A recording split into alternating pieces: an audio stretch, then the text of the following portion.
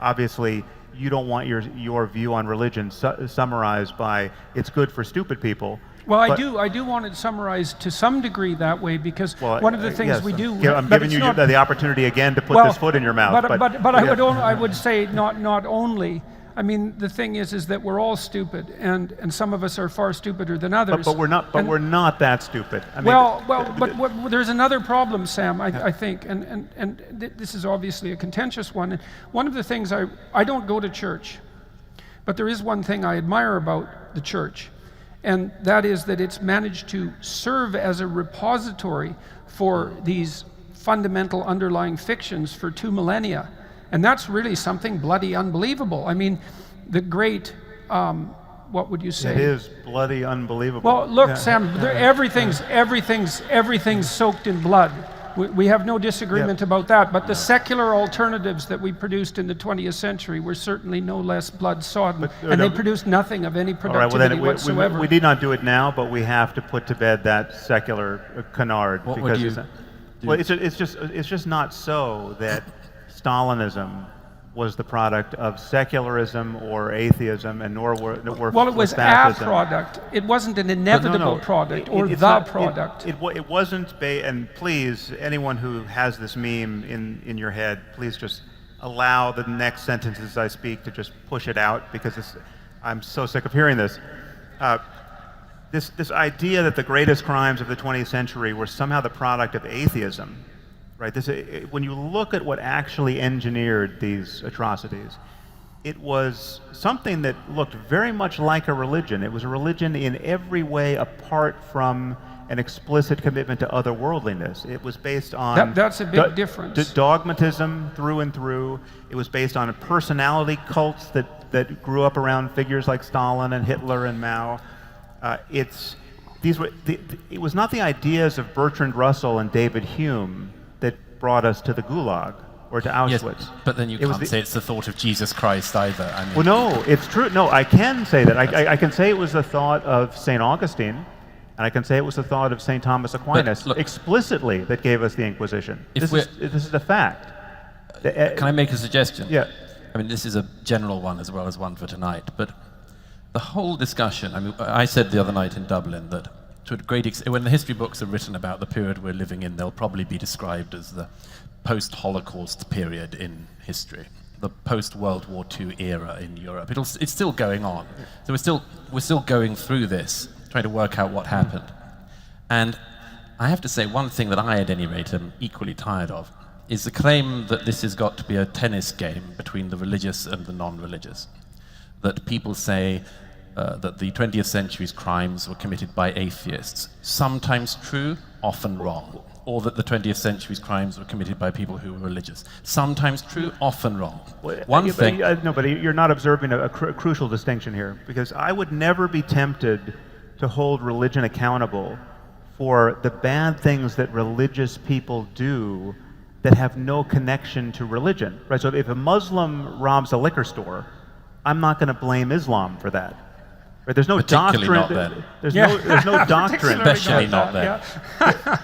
There's no doctrine that makes sense of that behavior. What I blame religion for, and likewise, there's no doctrine in the mere loss of religion, i.e. atheism, that gets you the Gulag. Well, right? hang on. Well, there is.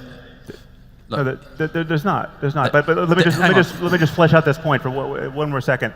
The only thing I blame religion for are the things that it becomes rational to do by the light of these beliefs. If you accept these doctrines, a rational and good person can be tempted to join ISIS. That's my concern. A rational and good person can be tempted to support the Inquisition. But of the many things they had in common, this is the point that David Berlinski made in his book, what did the NKVD have in common with everyone who oversaw the Gulag, the SS, the people who guarded the camps, the people who put people on trains? What did they all have in common? What did they have in common with Mao? Among other things, they had in common the fact that none of them thought that God was watching them. none of them thought that they were being observed and would be held accountable. It doesn't help when you think God is on your side. We have just as many examples where people do it because they think God is on their side, right? Sure. God is watching and clapping. I'm not denying that. I'm saying that the attempt to make this a tennis match over the 20th century is a mistake. We're still trying to work out what caused it. Religion had a role, atheism had a role. But the perpetual tennis match of it, I think. Well, and there is something to be said at a more sophisticated level, I would say, for the idea that you have an obligation to a transcendent ethic. Now, you make that claim in the moral landscape. You lay out a transcendent ethic, in my estimation. That's one that puts the onus of responsibility on the individual to act in a way that, at minimum, minimizes suffering.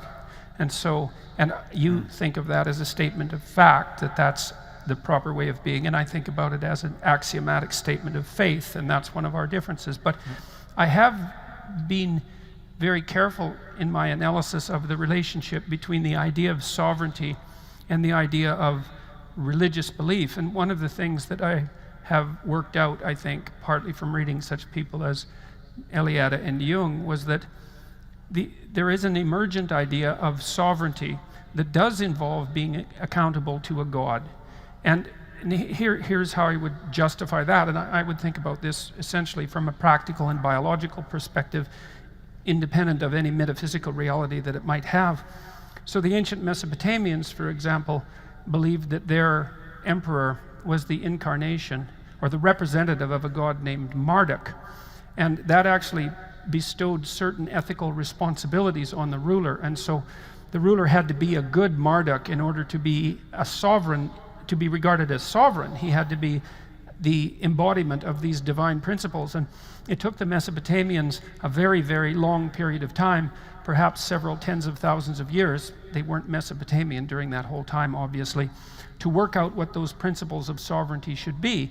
And the Mesopotamians encoded this in their fictions, in their religious fictions, making essentially the proposition that the proper ruler had to have eyes all the way around his head, because that was one of the attributes of Marduk. So he was someone who was genuinely paying attention, who was capable of coming into voluntary contact with the great chaotic substructure of being and cutting it into pieces and making the habitable world, and also speaking words that were truthful, that had the power, the magic power of truth.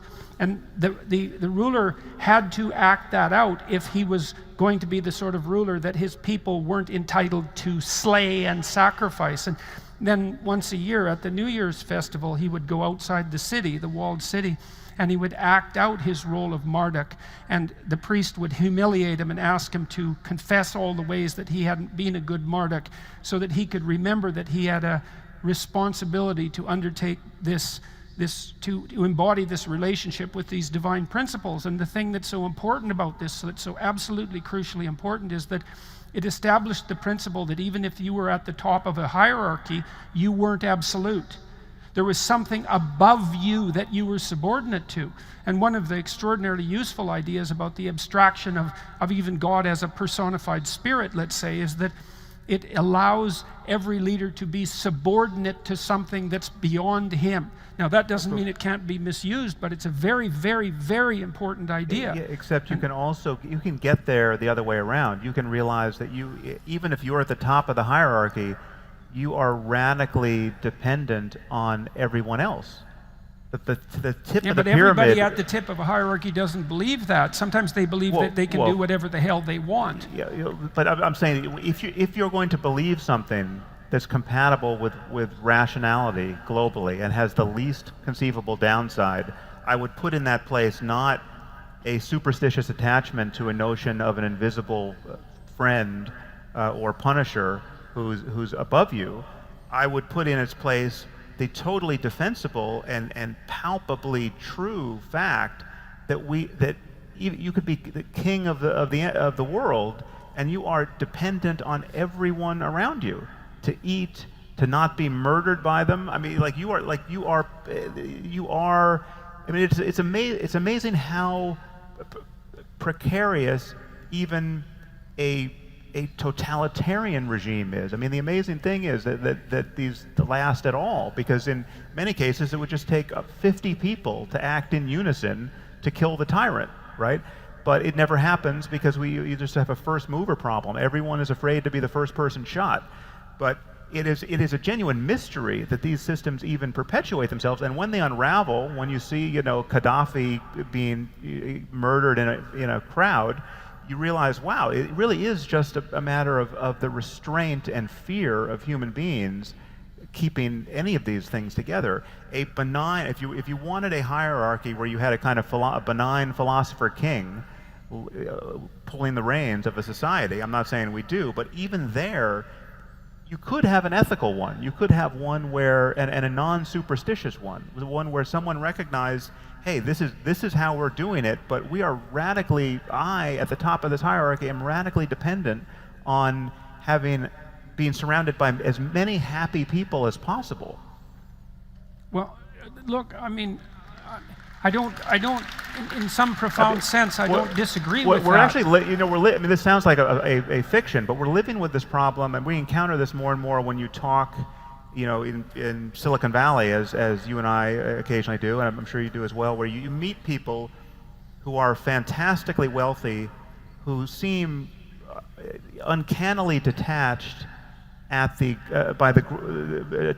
detached at the fact that there's this growing chasm between them and those they know and the rest of humanity, and one begins to wonder, what level of wealth inequality will everyone find alarming?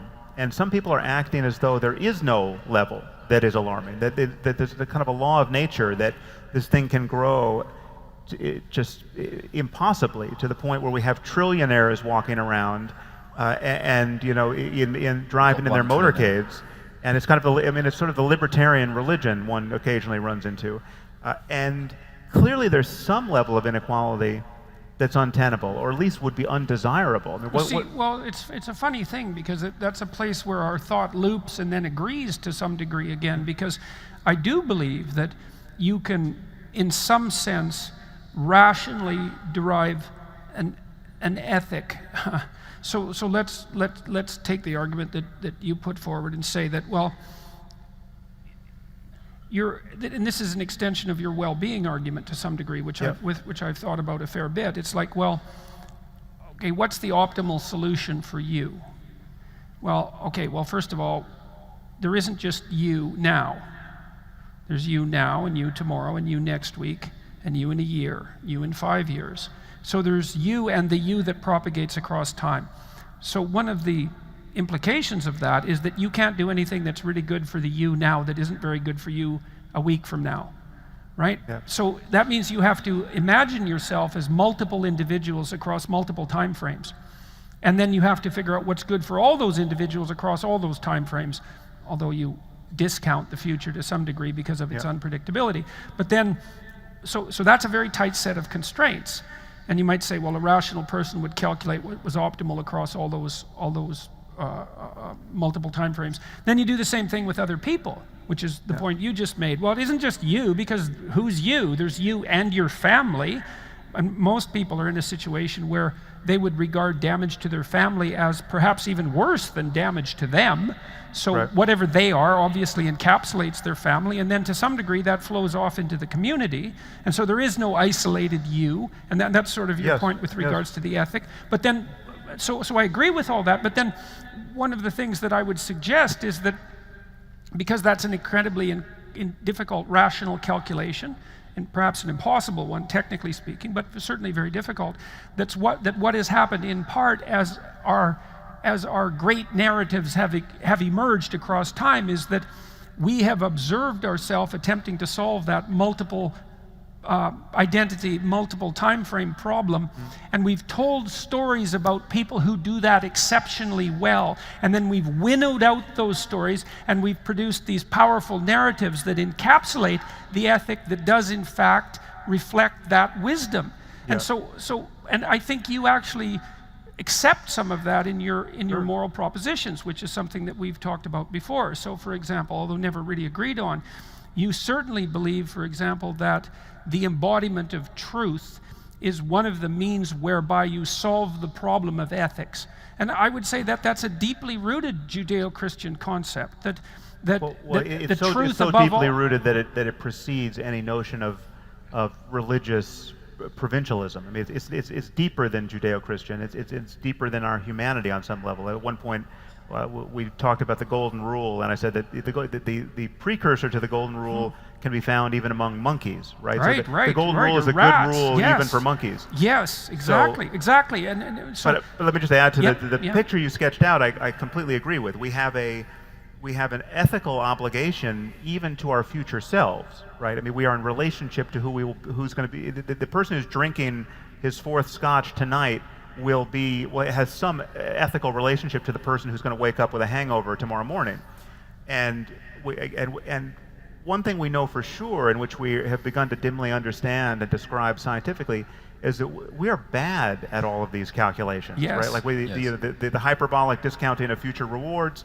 well, that's and- also why I think we have these stringent limitations on rationality, Sam, is that we can't solve the problem through calculation. Well, no, but we increasingly can, and even where it's best summarized not by one thing I'll grant you is that it's not always best conveyed or rendered indelible and actionable by being given a nature paper or an abstract from a paper in the literature and being told this is the way you want to behave to maximize your well-being.